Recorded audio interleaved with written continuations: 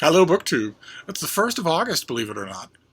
And today is Wednesday, which means we have just a few days until our next read-along begins. We remember, those of you who remember, in June, we read the Iliad, Homer's Iliad together, because I read the Iliad every June.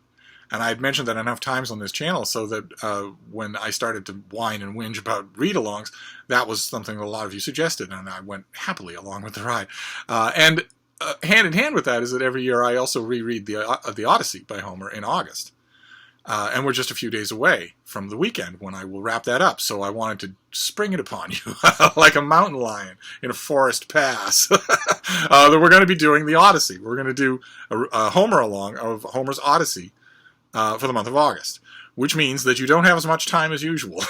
What we're going to break this up into 4 parts per weekend in August, and the first August weekend is just a few days away. So you have to drop what you're doing and pick up the Odyssey. We're going to read the first 6 books and talk about them this weekend.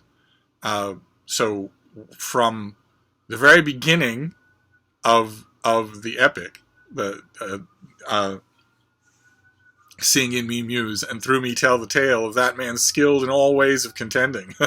We're going to start there, and we're going to follow the story until a naked and absolutely hopeless Odysseus is washed up in the land of the Phaeacians. So, the first 6 books, more or less, depending on how much you can get through. Once again, I want to stress a few things. That it's been a while since the June read-along, so I wanted to stress a few things, and also there are more of you.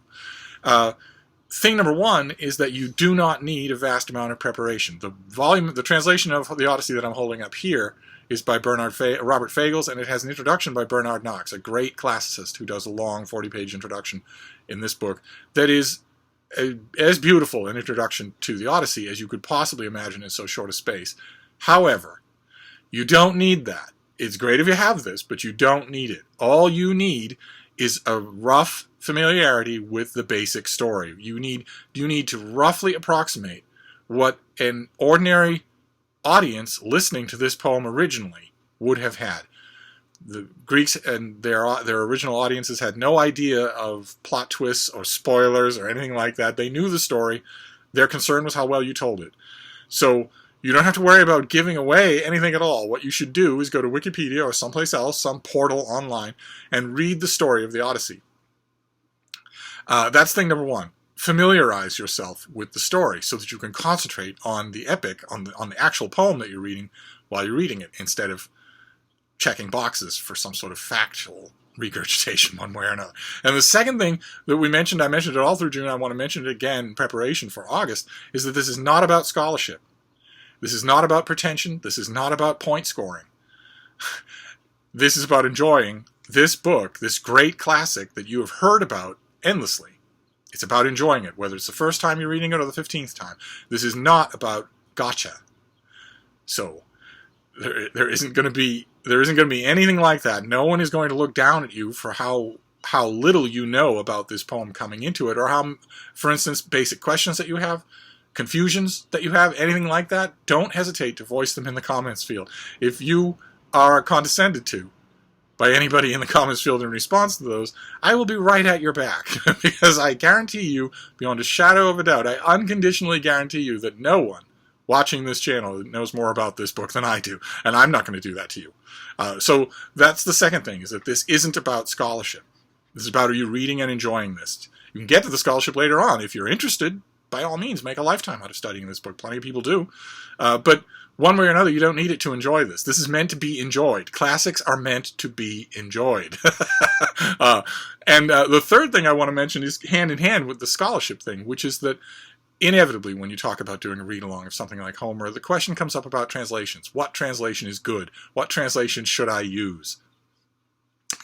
And for the purposes of this read-along, I want to stress we're going to be talking about the story. We're going to be talking about the poem. We're going to be talking about the things that Homer does. And those things will come through in virtually any translation. So my advice to picking a translation is the same as it's been from the beginning of this channel when I did the Classics Starter Kit. If you're lucky enough to have a selection of translations at your disposal, like, for instance, at your library, if your library, as libraries almost always do, if your library has a small shelf of Homer, including 6 or 7 different translations of the Odyssey, then what you ought to do, and it's fun, in addition to being something that you'll enjoy, in addition to something being useful, it's something you'll enjoy, set aside a little time, take a bunch of those translations to the nearest table or comfy chair, and read the beginning of each one of them. And don't waste time while you're reading those beginnings thinking, well, which is more accurate to the ancient Greek? Oh, well, this one's in prose, all the others are in verse. Surely the one in prose isn't any good. No, don't think about any of that. Don't think about any of that. Think about yourself as a reader. This is a 2,500-year-old epic poem. So it's already got a lot of freight coming into your life. You want to make reading and enjoying it as easy as possible for yourself. That is the whole goal here. So take a few translations to a chair or a table and read them with one question in mind. Which one do you like the most? Which, regardless of the rhythm or the feet or the scansion or anything like that, which one do you like reading the most? And pick that one. And use that one. And we'll talk about the differences between translations later on. And if you like the Odyssey, as I'm hoping that you will, maybe you'll spend years reading different translations. That in itself is a huge amount of fun. So those are the points that I wanted to make. You do not need to study anything to read this book and to enjoy it. The most that you probably need to do is familiarize yourself with the plot, because in the Odyssey, unlike in the Iliad, there's a lot of flashbacks and flash forwards. Chronology is played around with so much that at one point in the poem, famously, it trips up Homer himself. So you probably want to have the basic story down. I think most of you probably know the basic story anyway. You might want to fill in a few details along the way and come into the reading of it that way. But don't come into it with a vast amount of notes and a scholarly apparatus that you feel like you have to keep one eye on while you're reading, because that will detract from your enjoyment of it as a dramatic presentation, and that's what it is.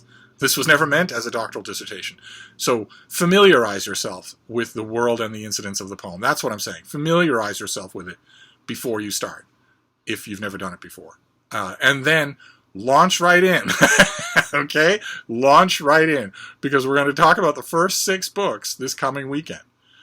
You've got a little bit of help in the first 6 books of the Odyssey by the fact that if your concentration is on Odysseus, he's less in these 6 books than he is in any other collection of 6 books, because there's a large amount of emphasis that's given first to his haughty teenage son.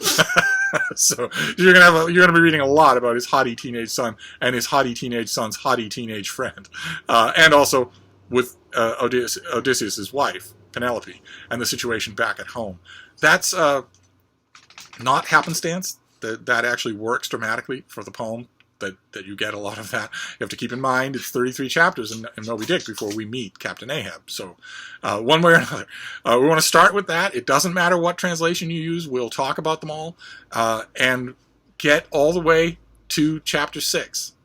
Get to book 6 by the weekend, and then we'll talk about it. And we'll have a great deal of fun. We'll do Homer's Odyssey for the whole month of August, because I read the Odyssey in August anyway.